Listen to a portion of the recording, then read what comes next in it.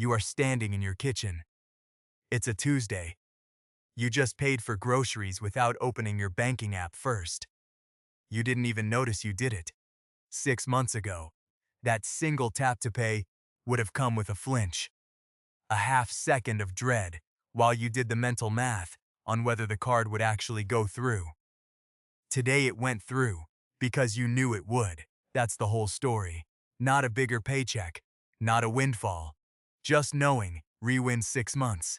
You were broke, not destitute, just perpetually, quietly broke. The kind of broke where you have a job, you pay your bills, and you still end every month with less than $40 of breathing room. Your bank account wasn't a number. It was a mood. And that mood followed you into every decision you made, even the ones that had nothing to do with money. Here's what nobody tells you about that version of you. Your brain was actually working correctly. In 2013, behavioral economist Sendhil Mullainathan and psychologist Eldar Shafir published a book called Scarcity: Why Having Too Little Means So Much. They ran experiments on farmers, on the working poor, on anyone operating under real financial pressure, and found something the two of them called the bandwidth tax. When money is tight, your brain doesn't just worry about money. It hijacks the mental processing power you'd normally use for everything else. Patience, planning, decision-making, and redirects almost all of it toward the scarcity. That's not a character flaw. That's a measurable drop in what researchers call fluid intelligence. The same drop you'd see in someone who lost a full night of sleep. So when you forgot a birthday, when you snapped at someone over nothing, when you couldn't think 3 steps ahead at work, that wasn't you being lazy or scattered. That was your bandwidth, taxed almost to zero, by a bank balance you checked 11 times a day. You didn't know the term for it back then. You just knew you felt slower, foggier, like you were always one step behind your own life. So what actually changed in 6 months? Not your income. It went up by less than 9%, barely past inflation. What changed was the structure underneath the number, and that structure is where the real story lives. Month 1, you didn't build a budget. You built a leak map. You went through 90 days of transactions and circled every recurring charge you couldn't name from memory. Subscriptions you forgot you had. A gym membership for a gym you hadn't entered since March. A streaming bundle duplicated across 2 accounts. Nobel laureate Richard Thaler, the economist who helped found behavioral finance, has a concept for why these leaks survive so long unnoticed. He calls it mental accounting. The tendency to treat money differently, depending on which invisible bucket your brain assigns it to. $12 a month doesn't feel real. It feels like a rounding error, but Thaler's research shows people will fight hard to save $5 on a big purchase while ignoring $50 a month, bleeding out in small ones, because small recurring amounts get filed in a bucket your brain barely audits. You closed 4 of those buckets in a single afternoon. $61 a month, back in your pocket, from doing nothing except paying attention. $61 doesn't sound like much. Multiplied across 12 months, it's over $700 you were paying a company to remind you, once a year, that you'd forgotten it existed. That's not a small mistake. That's rent on a room you never lived in. Month 2. You did the one thing every broke version of you had avoided. You looked directly at the debt, not the vague dread of it, the actual number, the actual interest rate, written on paper. Thomas Stanley, who spent decades studying self-made millionaires for his book The Millionaire Next Door, found something that surprises most people. The wealthy households he studied weren't wealthy because they earned enormous incomes. Most of them were disciplined, unglamorous, and almost boring with money. They tracked it. They didn't let it stay abstract. You did the least glamorous thing possible. You wrote down every balance, ranked them, and picked one to attack while paying the minimum on the rest.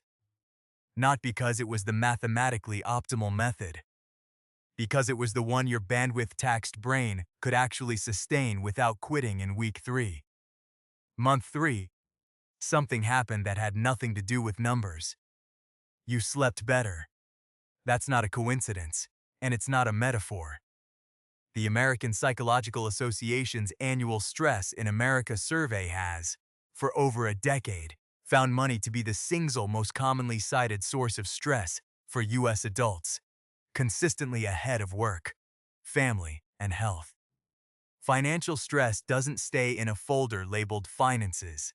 It leaks into your sleep, your relationships, your appetite, your patience with people you love. So when your bandwidth tax started dropping, the change showed up everywhere except your bank statement. First, month 4 is where the twist lives, and it's the part nobody puts in the highlight reel. You'd expect that once the panic faded, everything would feel easier. It didn't. It got quietly harder in a different way, because now you had something to protect. Behavioral economists call this loss aversion, the well-documented finding, going back to Daniel Kahneman and Amos Tversky's original prospect theory research in the 1970s, that losing money hurts roughly twice as much, psychologically, as gaining the same amount feels good. When you had nothing, there was nothing to lose, so every decision felt weightless. Once you had $800 sitting in an account that wasn't spoken for, every purchase started to feel like a threat to that number.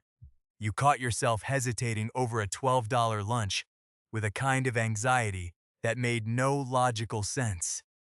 You could afford it now more easily than you ever could before. The scarcity mindset doesn't leave the moment scarcity does. It lags behind, sometimes by years, sometimes permanently, if you never notice it's still running. That's the counterintuitive part. Getting out of broke doesn't erase the broke brain. It just changes what the broke brain is afraid of losing. This is also the exact point where most people quietly go backward, and nobody talks about it, because it doesn't look like a crisis from the outside. It looks like relief. You finally have breathing room. So you tell yourself you've earned a reward. A bigger apartment, a nicer car payment, a lifestyle upgrade that quietly eats the entire gap you just spent 4 months building. Economists sometimes call this lifestyle creep, and it isn't reckless spending in the way overspending used to feel. It's slower and much harder to notice, because every individual upgrade feels reasonable on its own. The floor you built in month 5 is what stops this, not willpower.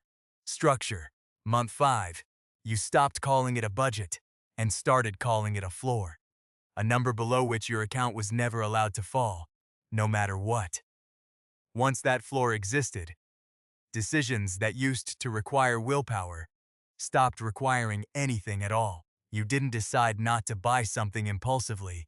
You simply weren't tempted, because impulse spending had nowhere left to hide once every dollar already had a job.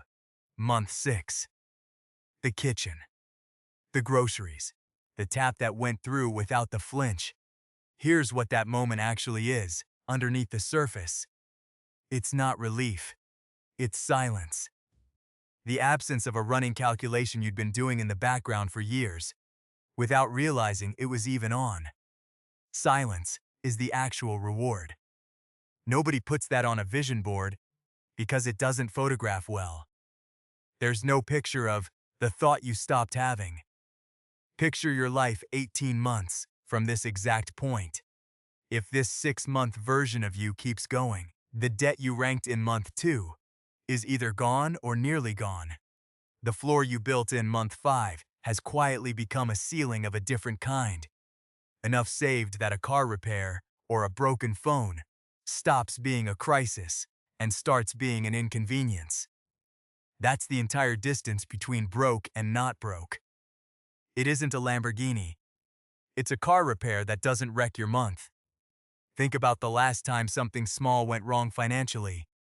A parking ticket, a vet bill, a subscription that renewed a week before payday. Remember exactly how your stomach reacted. That reaction is the real measure of broke, not your income, not your job title, not the number on your last pay stub. Warren Buffett has said for decades that the single most important habit in building wealth is simply not interrupting compound growth once it starts. Leaving the machine alone long enough for small, boring decisions to add up. 6 months from now, that same parking ticket barely registers because the floor absorbs it instead of you. So look at where you actually are right now, today, reading this. Maybe you're still in month 0, still checking the app before you tap the card, still doing the math nobody should have to do just to buy groceries. That's not a personal failure. That's a bandwidth tax. And it has a name, and it has an exit. The exit isn't a bigger paycheck arriving from somewhere else. It's a leak map this weekend. It's one number written on paper instead of avoided. It's a floor, not a budget. You are standing in your kitchen. It's a Tuesday. And one day, not too far from now, you'll pay for groceries without opening your banking app first. And you won't even notice you did it.